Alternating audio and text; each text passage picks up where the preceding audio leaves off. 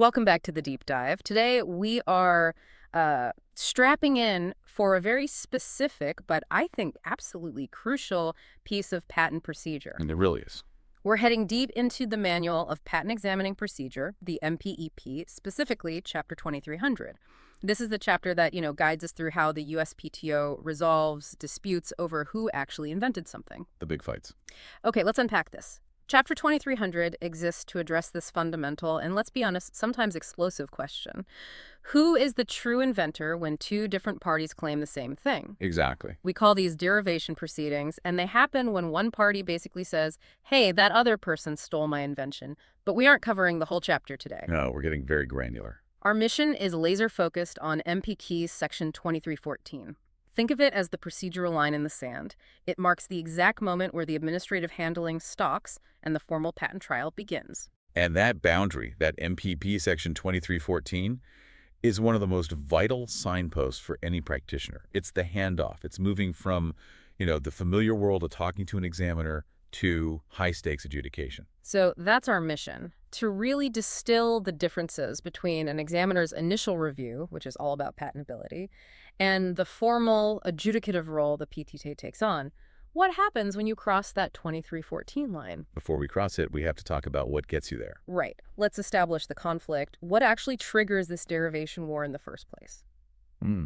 So before we get to action at the board, we need that initial legal spark. Derivation is, it's basically an accusation of intellectual theft. What are the specific legal requirements to even get one of these started? The requirements are intentionally high. They're designed to filter out, let's say, casual accusations. Under the American Invents Act, this is all governed by 35 U.S.C. 135. Okay. To trigger the whole thing, an applicant has to file a petition. Yeah. And it has to set forth, and this is the key phrase with particularity, the basis for two separate findings. With particularity. I want to zero in on that. That suggests you can't just, throw accusations out there. You need real, documented proof from the get-go. You absolutely do. So what are the two core things you have to prove? First, the petitioner has to demonstrate that an individual named as the inventor in an earlier application actually derived the invention from them. That's the proof of the intellectual transfer. The he got it from me part. Exactly.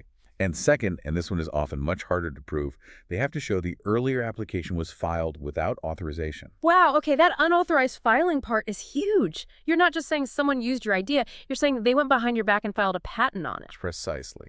Practically speaking, how tough is it to meet that particularity requirement just to get the proceeding off the ground? It's incredibly difficult because you're arguing about facts, about intent in communication. That might have happened years ago. If you don't have documentary evidence, emails, invention disclosure forms, lab notes, that clearly prove both the transfer and the lack of authorization, the petition is dead on arrival. So it never even makes it to the board. It stalls out. The director has to be convinced there's enough substance here to even merit turning this into a formal trial. And if we connect this to the bigger picture, this whole pre-board phase is just about establishing a probable cause for theft. It's an administrative screening. A gatekeeper. Right. Then the PTAB phase that follows is about the formal adjudication of that proof in a trial-like setting. The rules completely shift. You go from arguing about claims and amendments to arguing about evidence and motions. So the petition process is like a security checkpoint. If the evidence is flimsy, the case just dies right there. But if it passes, it gets handed up to a whole different level of officials, and the entire game changes. Okay, so let's say the petition succeeds. The proceeding is instituted. Now the authority shifts entirely to the Patent Trial and Appeal Board. When MPP Section 2314 says action at the board, what does that actually mean? What's so special about the PTAB? Yeah, compared to, say, the patent examiner we might talk to during routine prosecution. Well, the PTAB is structured and functions at just a vastly higher jurisdictional level. It's not a review panel. It's the USPTO's own internal court system. An internal court. I like that. And the board's composition reflects that authority. The members include the director of the USPTO, the deputy director, the commissioners, plus the administrative patent judges.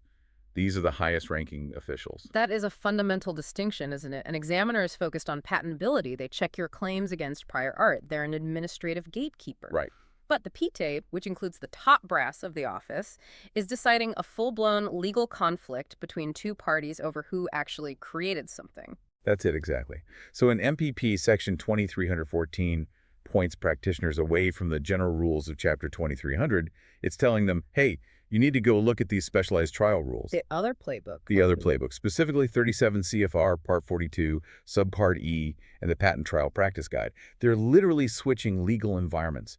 No more simple examination procedure. You are now in a trial. Here's where it gets really interesting for me. The PTAB handles proceedings that aren't just like trials, they are explicitly defined as trials. Yes. What evidence do we see of that level of formality outside of the PTAB's own rulebook? You see it ripple throughout the MPP. A great example is in MPP Section 1442, which deals with reissue applications. If a reissue application is related to an ongoing derivation proceeding, the examination of that reissue can actually be suspended. So they'll just pause everything on a related application. That's a big deal. It's a huge deal. It shows that these derivation proceedings are seen as pending legal events of such gravity, they're on par with inter partes reviews or post-grant reviews, that they take precedence over routine examination.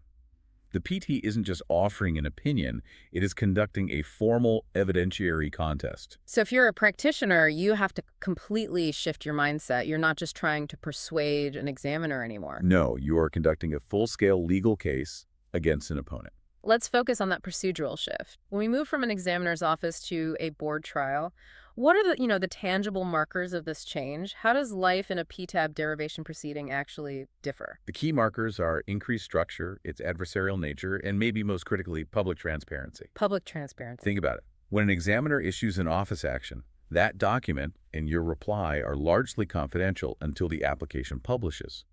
Board actions are subject to entirely different rules. So no more of these sort of closed-door negotiations. Precisely. Yeah. Under 37 CFR 41.6, any board action, a ruling on a motion, an evidentiary decision, the final judgment, it's generally available for public inspection if the file is open. Okay, that's one thing. But it gets bigger. The USPTO can independently publish any board action it wants to if it's available for inspection. Whoa, so that's a massive operational consequence. If I'm accusing someone of derivation, my entire theory, my evidence, the rulings against my opponent or the ones against me could become part of the public record, like, right away. It's high-stakes litigation played out in the open. It creates immense tactical pressure.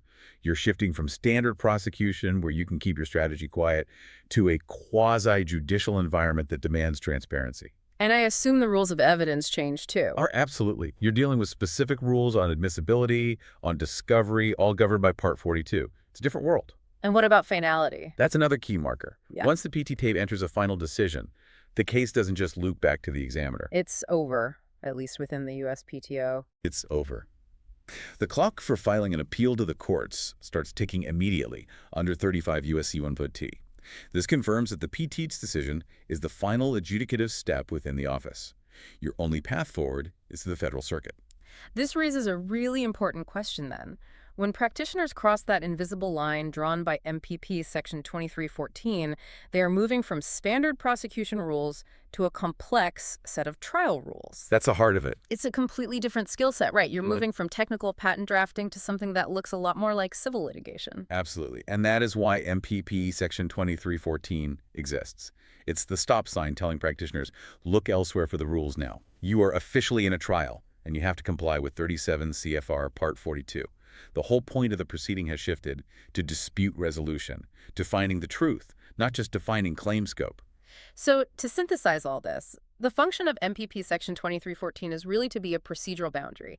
It clearly separates administrative patent examination from the formal trial-level adjudication that the PTAB takes up. It's a wall between two different worlds. And this shift is marked by a massive increase in formality, very high legal requirements to even get started, and a real commitment to public transparency. That's absolutely correct. And this jurisdictional separation is vital for the integrity of the patent system. Yeah. You have administrative examiners focusing on the future scope of patent rights. Right, what the patent will cover. And then you have the PTAB with its administrative judges and high-ranking officials handling this complex court-like determination of who actually deserves the patent based on a past event. It's a historical fact-finding mission with enormous financial consequences. It really elevates the decision about who the true inventor is to the highest possible administrative authority within the USPTO. It's like an intellectual property Supreme Court for the office. It really is. And this brings us to a final thought. The strict procedural rules of the PTAB especially for these derivation proceedings. Mm. They aren't just bureaucracy. No. They are the framework that we use to determine whether a party committed intellectual theft. So, given the formality, the public nature, and the sheer administrative weight of these board actions, how might that quasi-judicial setting impact the future behavior of patent applicants? Does the threat of being dragged into a public, high-stakes PT trial change how companies approach things like co-development deals or how they document intellectual transfer? Knowing the entire story could become a matter of public record, I think it has to. That's something for all of you to keep in mind as the patent world continues to navigate these procedural lines drawn in the sand. A great place to leave it. We do want to extend a special thank you to Mike Shepard, the creative director who organized this entire audio series. His vision and coordination have really made it possible to bring the complex world of the MPEP to life. Here, here. And just a reminder for our listeners, this summary of the MPEP was generated using AI tools and may contain errors. It is for general educational and informational purposes only and is not legal advice. For authoritative guidance, please consult the official MPEP, a qualified instructor, or a registered patent practitioner.